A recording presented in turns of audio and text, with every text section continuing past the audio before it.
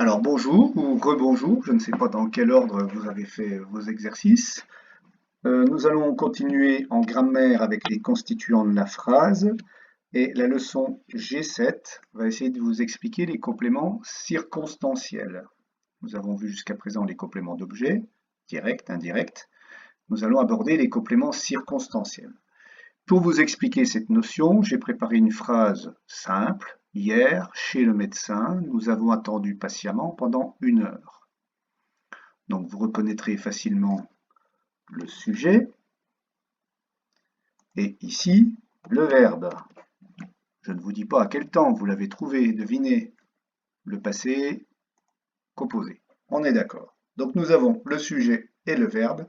Ça, on ne peut pas s'en passer. On ne peut pas les supprimer et on ne peut pas les déplacer, c'est une autre histoire, parce que si les autres groupes de mots se déplacent, on va dire que eux peuvent changer de place aussi. Donc on va plus trop s'en occuper. On peut dire que toutes les autres étiquettes, on peut les enlever. Si vous voulez, on pourrait avoir nous avons attendu. Alors on perd énormément de renseignements. On ne sait pas où, quand, comment, pourquoi, etc. Alors, concernant les autres groupes de mots, vous avez sans doute compris qu'on pouvait les déplacer. Par exemple, on peut dire nous avons attendu. Alors, je ne vais pas dire la phrase tout de suite.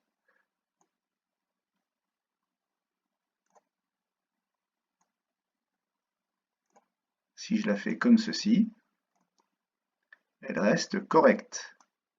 D'accord? Patiemment, nous avons attendu pendant 1 heure chez le médecin hier. Ou encore, hier, patiemment, nous avons attendu chez le médecin pendant 1 heure. D'accord? On peut faire un petit peu ce que l'on veut, sachant qu'il y a des phrases qui vont devenir un petit peu tordues si on fait n'importe quoi. Il y a quand même des habitudes pour parler et pour écrire. Mais on va dire que tous ces éléments-là sont déplaçables dans la phrase ou supprimables. On peut tous les enlever. On peut en enlever une partie. Je peux enlever patiemment. Hier, nous avons attendu chez le médecin pendant 1 heure. Je peux intercaler patiemment ici. Donc là, on va dire que le sujet et le verbe peuvent un peu changer de place. On est d'accord? Je peux faire ça. Hier, nous avons patiemment, oui, patiemment, il serait ici, attendu chez le médecin pendant 1 heure. Bon, alors ces étiquettes-là, elles répondent à des questions. Par exemple, hier, ça répond à la question quand. Quand s'est passée cette action? Quand avons-nous attendu? Alors on dit que c'est un complément, c'est circonstanciel de temps. Il répond à la question quand.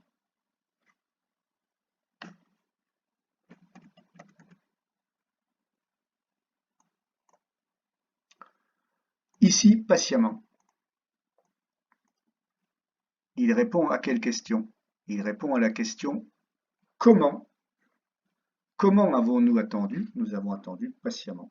C'est un complément circonstanciel de manière. Je vais les écrire en entier pour que vous visualisiez. Temps, on répond à la question quand, et comment,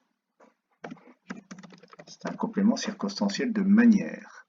Donc en général, ceux-là sont très faciles à reconnaître parce que c'est souvent un adverbe en ment, patiemment, gentiment, méchamment, longuement, très souvent, hein, pas forcément. Donc c'est un complément circonstanciel de manière. Ici, chez le médecin, où avons-nous attendu?